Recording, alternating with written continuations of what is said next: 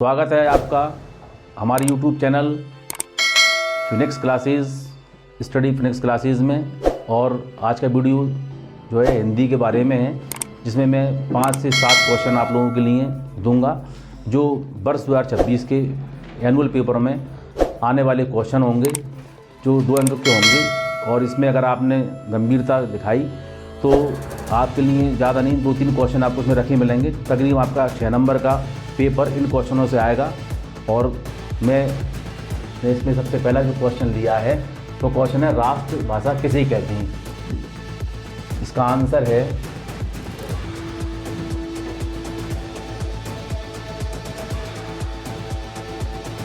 राष्ट्रीय स्तर पर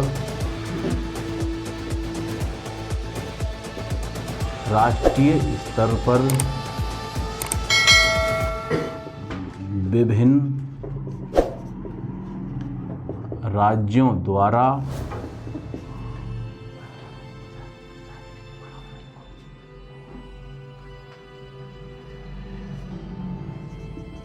स्वीकार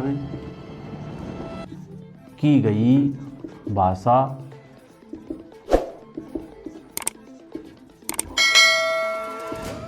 राष्ट्रीय भाषा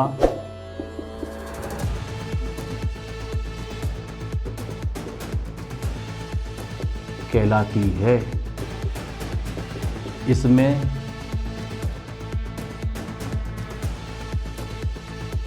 राष्ट्र की संस्कृति,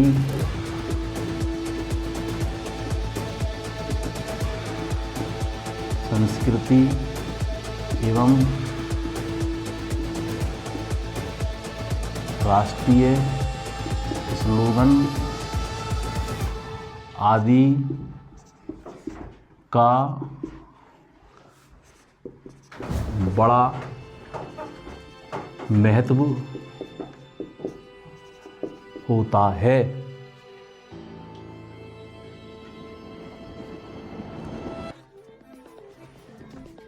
यह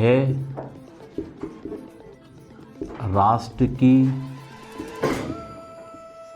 संपर्क भाषा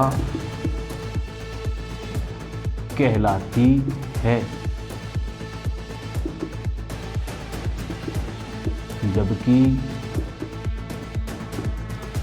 राजकीय भाषा एक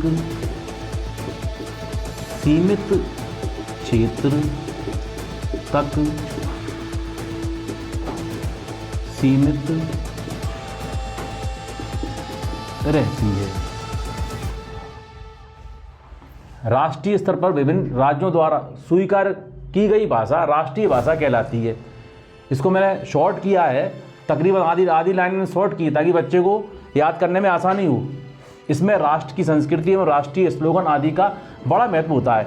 राष्ट्रीय स्लोगन पूरे भारतवर्ष में सभी के लिए समान होता है, इस वजह से राष्ट्रीय स्तर की जो भाषा है वो सभी लोगों के लिए समान होगी।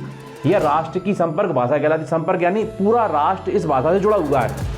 जो भी भारत का निवासी है, जो जिस राज्य में रहता है, कोई आंध्र प्रदेश में रहता है, कोई उत्तर प्रदेश में रहता है, कोई पंजाब में रहता है, लेकिन हम सबकी जो भाषा है वो राष्ट्रीय भाषा हमारी हिंदी है, जिसको हम पंजाब में भी जाके बोल सकते हैं, वहाँ इंसान हिंदी समझ लेगा। और पंजाब का इंसान अगर यहाँ पर आकर हिंदी बोलेगा एमपी में आके, तो एमपी के लोग भी उसको समझ लेंगे। और राज्य की भाषा वो भाषा होती है जो राज्य के अंदर ही बोली जाती है। भारत में तकरीबन 28 राज्य हैं और इस ऐसी ही जो ना 28 राज्यों की 28 भाषाएं अलग अलग हैं। पर राष्ट्रीय भाषा हिंदी को इसलिए माना जाता है क्योंकि ये भाषा पूरे भारतवर्ष में बोली जाती है। अगला मेरा जो क्वेश्चन होगा वो क्वेश्चन है कहानी और उपन्यास में अंतर। प्रश्न नंबर 2।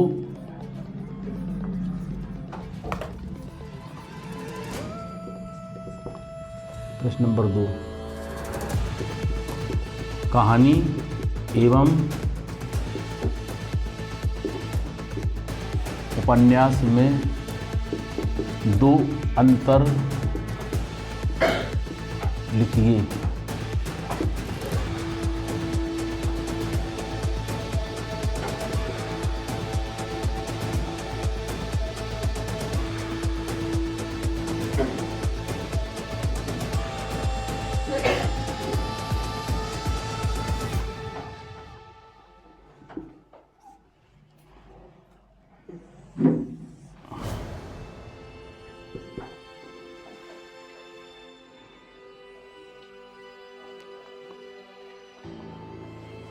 कहानी, नंबर 1 कहानी लघु आकार यानी छोटे आकार की होती है। उपन्यास नंबर 1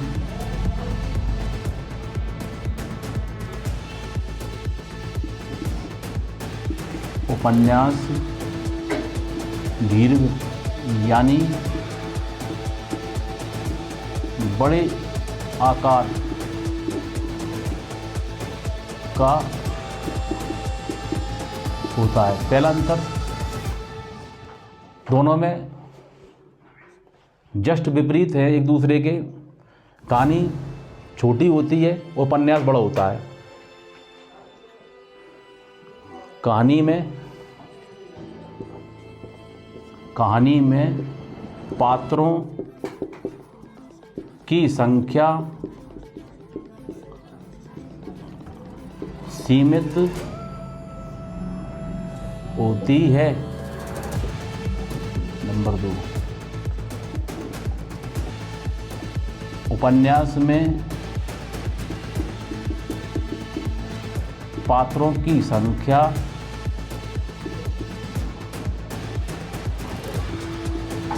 अधिक होती है। कहानी का जो रूप है वो छोटा होता है ना। कहानी 4 से 8 लाइन में कहानी कंप्लीट हो जाती है, और एक उपन्यास जो एक पुस्तक के रूप में रहता है, जिसमें किसी व्यक्ति, किसी राजा, किसी पराक्रमी योद्धा के बारे में पूर्ण विवरण किया जाता है। उसकी पूरी कहते हैं बायोग्राफी बताई जाती है, और उसमें उसके जीवन में क्या हुआ क्या नहीं हुआ ये सारी चीज़ें बताई जाती हैं। और कहानी मतलब एक छोटी सी होती है, जिसमें ज़्यादा कहते हैं ध्यान केंद्रित नहीं किया जाता। एक छोटी चीज़ होती है वो कहानी कहलाती है, बड़ी चीज़ जो है वो उपन्यास कहलाती है। उपन्यास अपने में किताब होती है, कहानी एक बहुत छोटी सी, एक जैसे मछली जल की रानी ये कहानी है ना। और उपन्यास ये वेद प्रकाश शर्मा द्वारा कई उपन्यास लिखे गए हैं। औरंगजेब अपने आप में बहुत बड़ा उपन्यास था इनका, और जो काफ़ी बड़ा उपन्यास था, वो काफ़ी अपने समय का प्रसिद्ध उपन्यास था। तीसरा क्वेश्चन मैं आप लोगों के लिए फिर लिखता हूँ। प्रश्न नंबर 3 है, आत्मकथा और जीवनी में कोई दो अंतर। आत्मकथा और जीवनी में 2 अंतर लिखिए।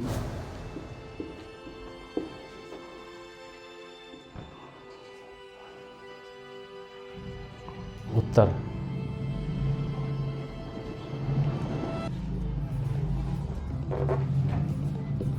आत्मकथा और जीवनी में 2 अंतर इस प्रकार हैं।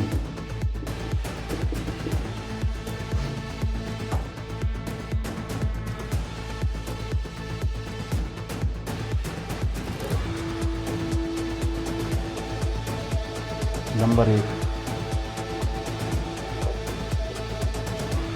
अपने ही जीवन को प्रस्तुत करना।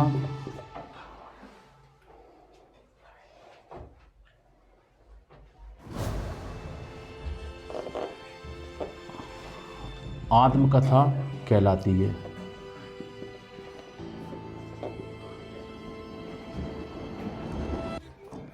नंबर 2, नंबर 1 जीवनी।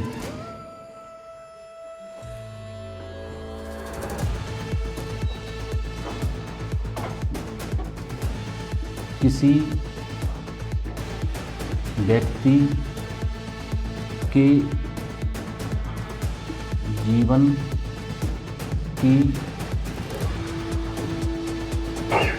घटनाओं को बताना जीवनी कहलाती है।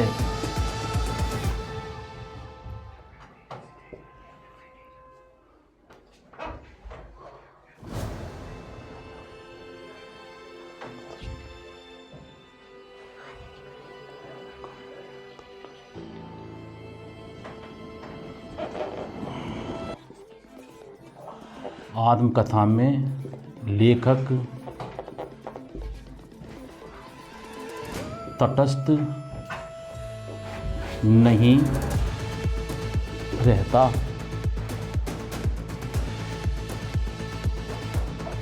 वह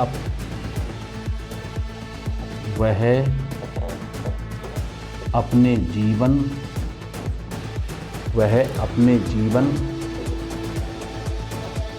पर पड़े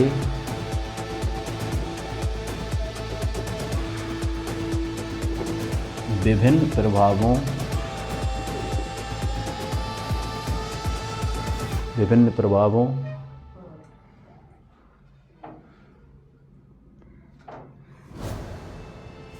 का उल्लेख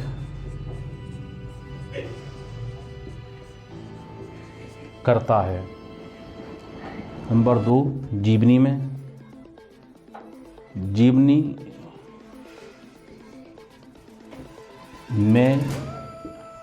लेखक तटस्थ रहता है।